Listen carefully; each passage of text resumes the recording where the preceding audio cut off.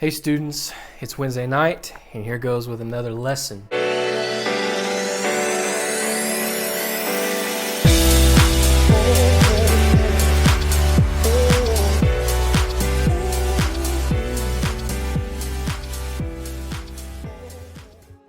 We're getting into two specific texts. They're separated by a large portion of the Bible, and in the beginning in Genesis, Jesus speaks about who we are as man and woman, that we are made in the image of God. That's this Latin phrase, imago Dei.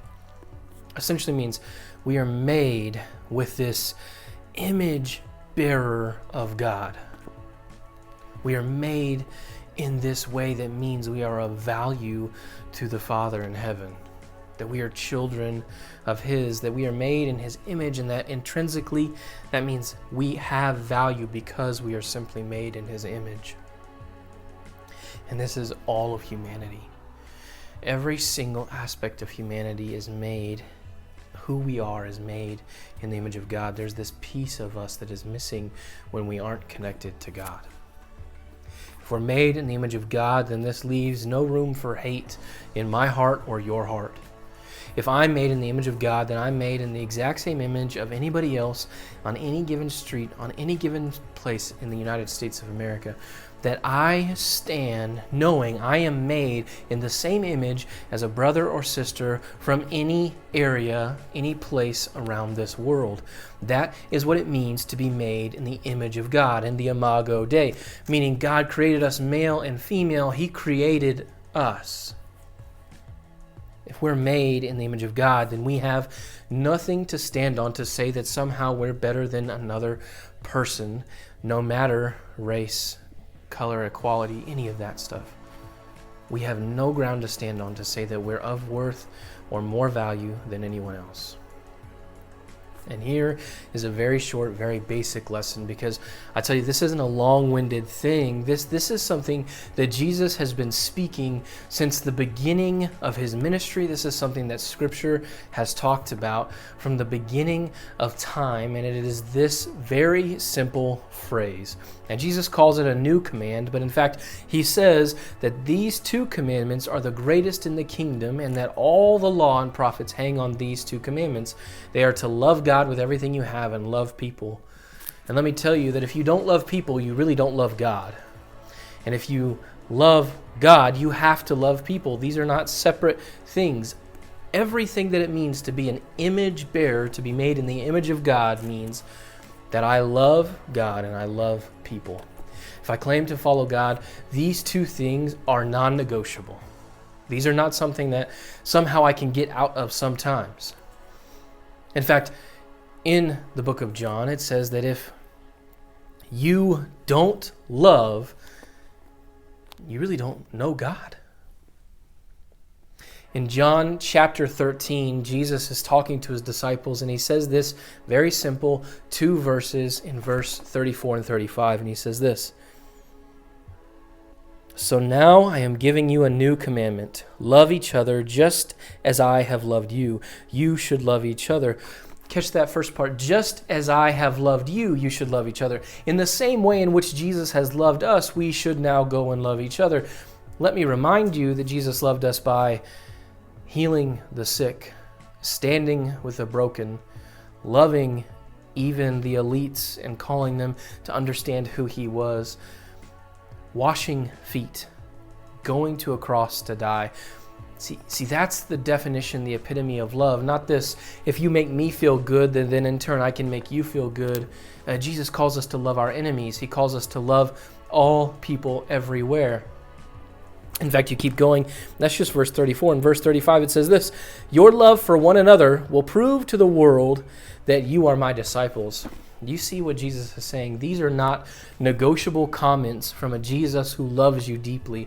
There is nowhere that says you can choose to love some and not love others. Students, you have to understand this truth, because we live in a world that seeks to tell you that hate is okay, that hate can be understandable, that hate is by definition just the fact that you don't like someone and that's okay.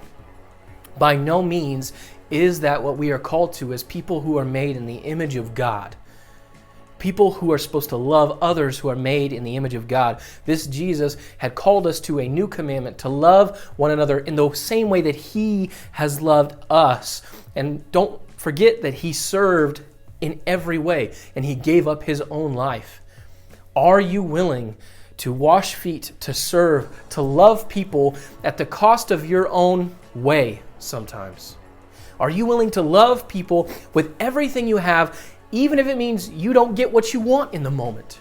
Because I'm telling you, that's what Jesus is asking of us, to love people well, to love the person you don't like, to love your parents, to love your best friend, to love your enemy. Because I'm telling you that love is the thing that changes this place.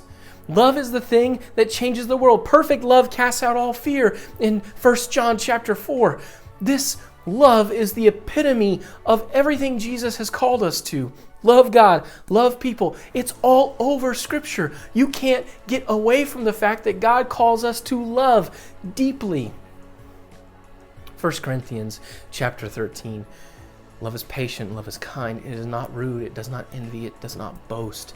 It doesn't seek its own way. Love keeps no record of wrongs. It always trusts, always hopes, always perseveres. That is not a passage that speaks just about marriage or what love is. And in fact, it's really not even talking about marriage. What it's talking about is this is the way Jesus has called you to love. And I'm telling you, students, the way the world will know if we really are following Jesus is by the way we love. Don't make excuses to not like somebody, to hate others, to exclude people, to alienate, or to hurt. None of that is loving. What we need in this world, in this time, is the love of Jesus to go out from me to everybody else, so that people will recognize and know that who Jesus is a God of love. And not a love that doesn't leave people changed. Not a love that just says it's whatever, but a love that actually calls people to something greater. A love that calls people to a Jesus who said, I first loved you with everything I had, and all I want is a relationship with you too. You see, the reason that we love is not because it sounds like a good idea. We love because Jesus first loved us, and because he first loved us, and he went to the cross, and he died for us, and he bought us back, and we are now at peace with God because of his love. We now seek to go and love, regardless of any reason not to. We just love. Students, I'm telling you, this biblical type of love will change the world. I love you guys. I love you that way. And I will encourage you until I can't even speak anymore to love like Jesus, because this is who we are, this is who we were made to be, and this is how the world knows who Jesus is, by our love.